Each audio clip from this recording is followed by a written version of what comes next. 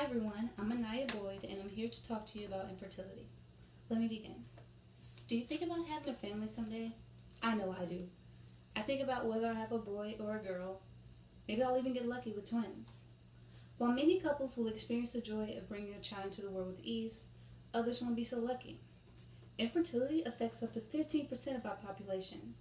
10% of women between the ages of 15 and 44 have a chance of being infertile. In fact, one in five males have some sort of infertile complication. In fact, in one in five couples, the male is the sole cause of infertility. Not many people know that. Infertility is defined as the inability to conceive a child after 1 year of unprotected sex. As a biology student with an intense interest in the creation of life, I would like to inform my audience of the anatomy, causes, and treatments of infertility in males and females. In order to understand the causes of infertility, you have to understand the female and male reproductive system. The male reproductive system's function is to transport, produce, and maintain sperm.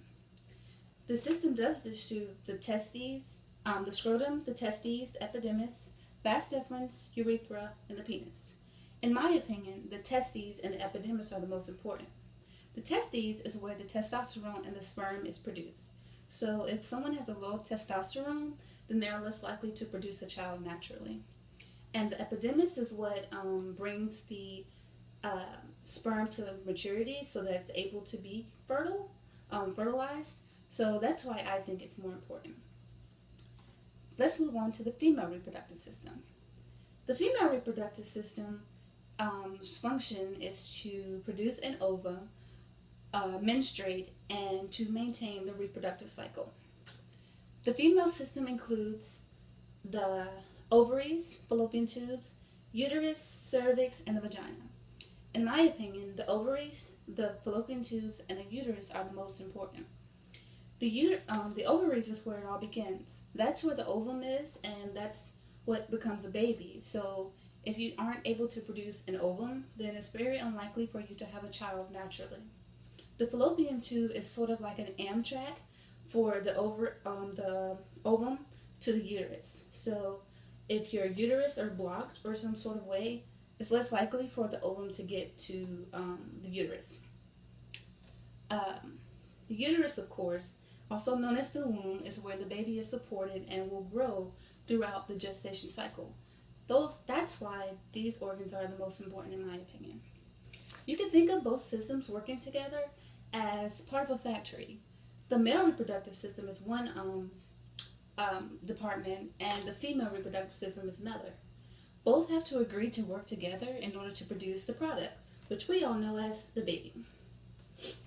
As you can see, there's much opportunity for something to go wrong. There's two whole systems that have to work together, and often there's complications. The main cause of male infertility is the inadequate production and quality of sperm. A fertile male ejaculates up to 200 to 300 million sperm during each ejaculation. I learned this from Andrology's Australia's Male Infertility webpage, which I accessed July 8, 2018.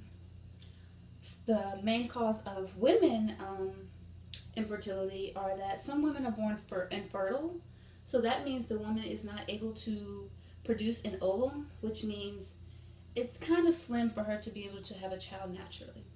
I learned this from womenshealth.gov. Although there are many complications and a lot of things to go wrong in the body, medicine has been advanced so much that now there are certain treatments to fix those problems. Treatments for infertility include the IVF, which is also known as in vitro fertilization, artificial insemination, surrogacy, and if those don't suit your fancy, adoption. I learned this from Eunice Kennedy Shiver National Institute of Child Health and Human Development. In conclusion, I hope that this video has been informational as well as entertaining. I encourage you to dig a little deeper in the topics of infertility, You'd be surprised how many men and women are walking around this world without knowing what's going on with their body. And also, in case the worst happens to you, it's good to be a little prepared. And also, if this happens to you, I encourage you to remember that there are many ways for you to have a child now. Adoption, infertility, surrogacy, to recall a few. Now there's hope for the infertile. I thank you for listening to my video that it was about anatomy, causes, and treatments of infertility in males and females.